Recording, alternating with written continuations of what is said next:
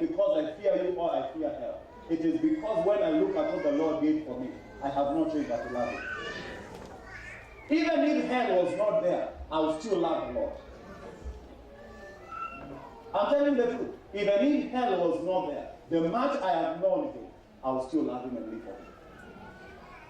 So Jesus says, if your righteousness is that of the Sadducees and the Pharisees, a righteousness produced by fear of consequences, then you have no place in heaven. What you are afraid of is the consequences. It's not that you love me, you just fear the consequences. Hello? And sometimes I've heard people say, kama sio hii wokovu, hata mimi ningetengeneza pesa. You know what you're talking about? Then chances are possibly you have never loved the Lord. Kama sio hii wokovu, kama ningeweka chini tu siku moja hivi ama mwezi moja, I would be very rich. Then that is a clear indication. Desires of sin are in you, and the chances are you are not collecting money the wrong way because KSCA will catch you up. Kenyan corruption. Amtani kama si wokovu ningekuwa mbali sana. Yes, ningekuwa mbali 6 feet. Ningekuwa mbali. Ungekuwa mbali. The closest would be 6 feet. And your soul would be very, very far away in hell. What keeps you walking with the Lord? If there was no hell, are you still convinced that the Lord's ways are still the best? Yes. If there was no HIV contract, are you still convinced sexual purity is good?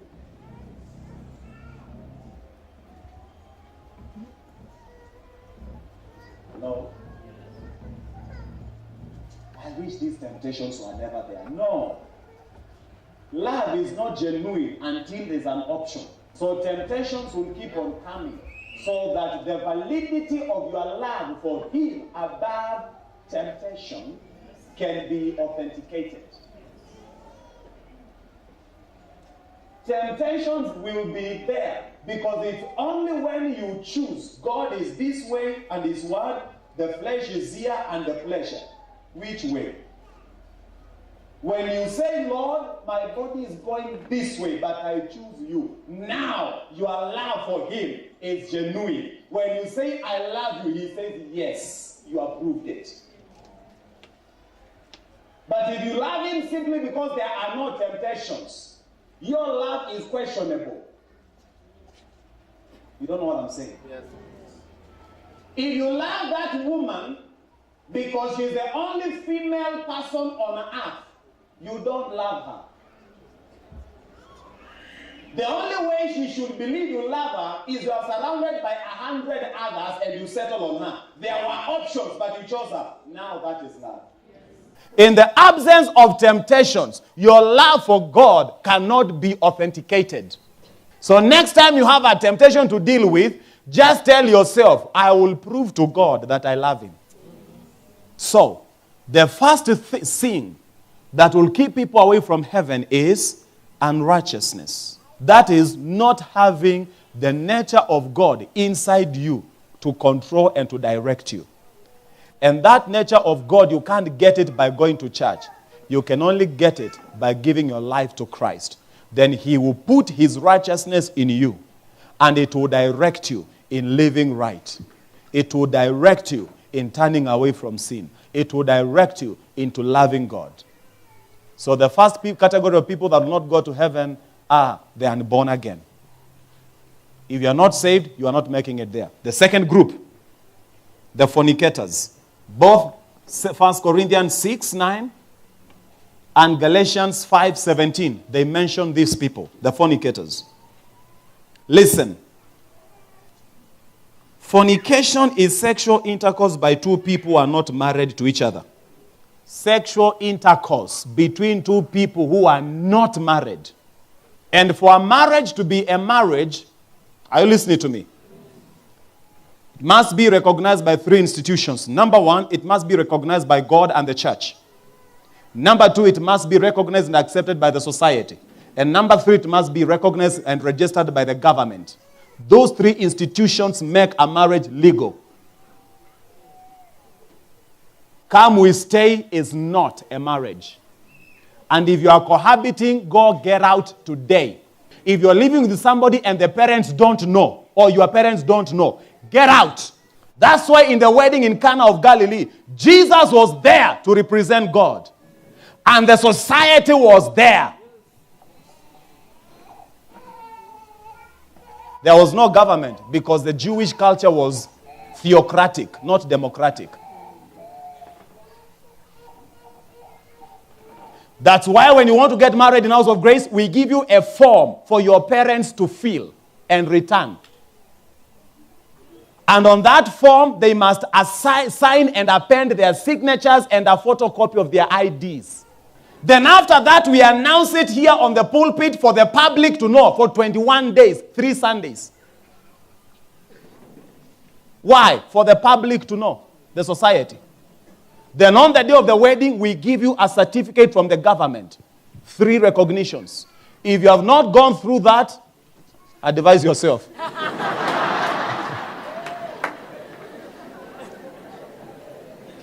This stupidity of haki ya Mungu na upenda haki ya Mungu naweza kukuoa. Lini? Hata saa hii niko tayari. Twende. Stop it. And some sisters are mannerless. They are more ever ready than the ever ready battery. They are just...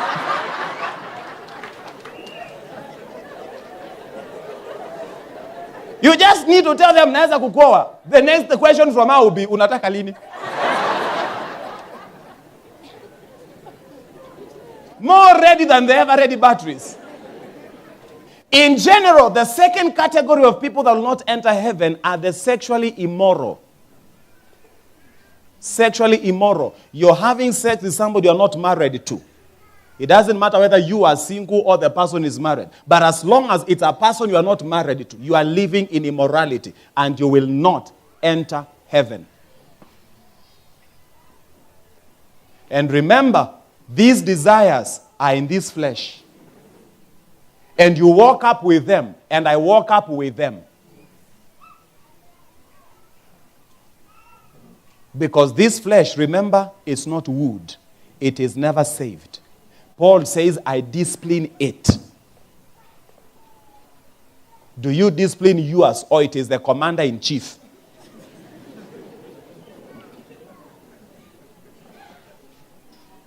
If your flesh is the commander-in-chief of your life, it is commanding you and commandeering you to hell. It has hijacked you. The spirit is supposed to rule the flesh.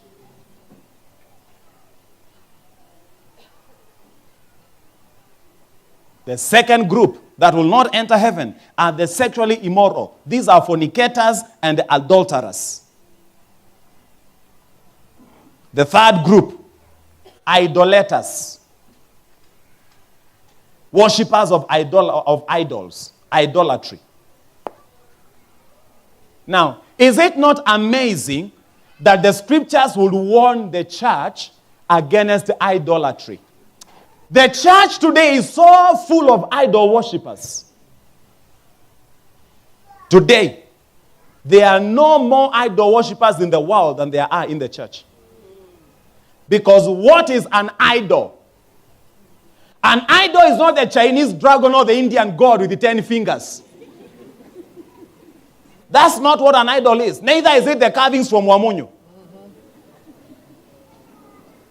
Anything you give bigger priority than God, that thing is your idol. Some of you, your idols are your cars. Some of you, your idols are your hair.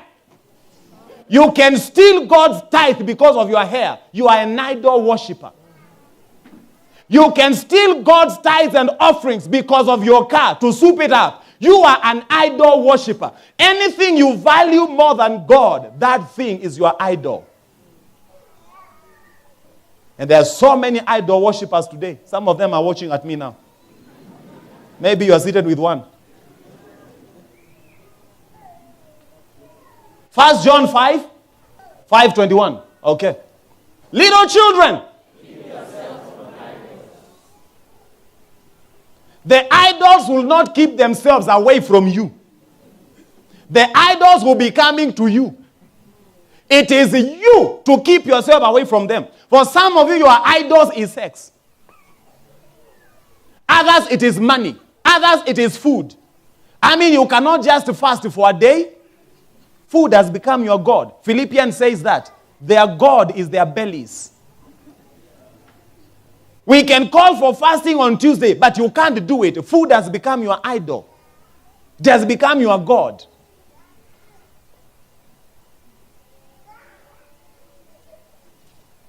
Which idol are you worshiping today?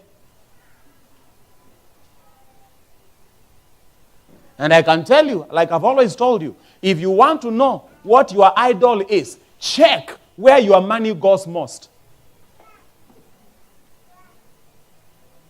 Your giving is the thermometer by which you measure a Christian's love towards God. And you can always tell where your priorities are and what your idol is by looking at where your money goes and where your time goes.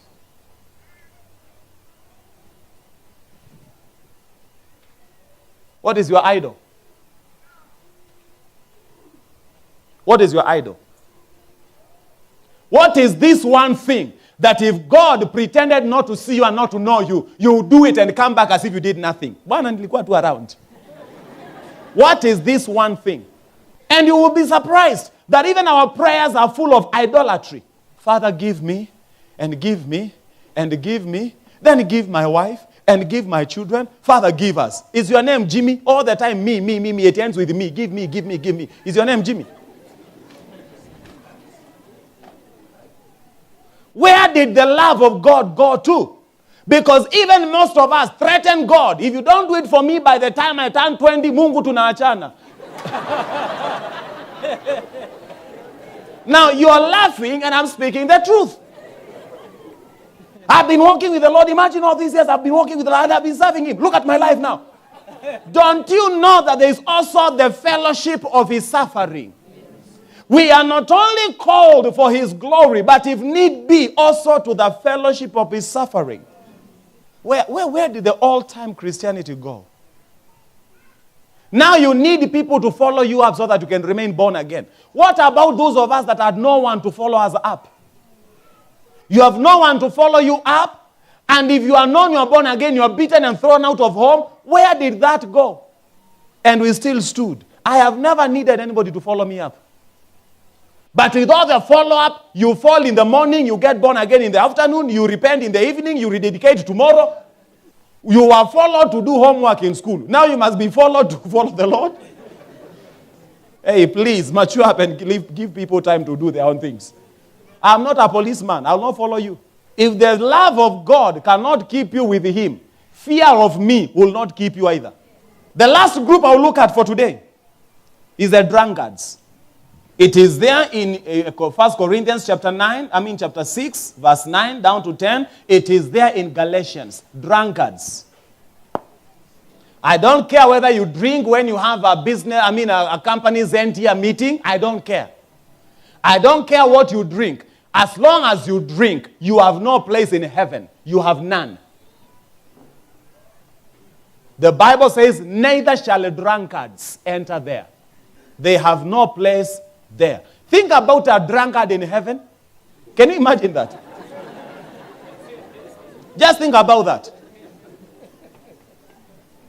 We are busy worshiping the Lord. He is busy bothering angels. Kuna joined hapa.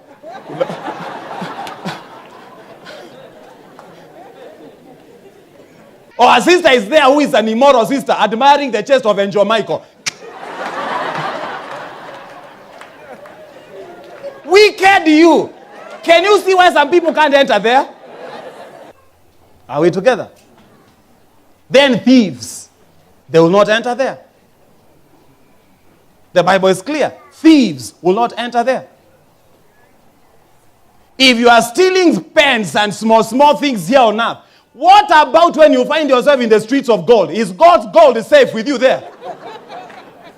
No, just tell me. How safe will God's gold be? The streets are full of gold. How safe will the gold be with some thieves there? You must carry the pens of your company. Pens of Kenya Power. Pens of big industry. Pens of Kenya Railway. Is your name Railway? naibanga pins too. Sibebangi vitu kubwa pins.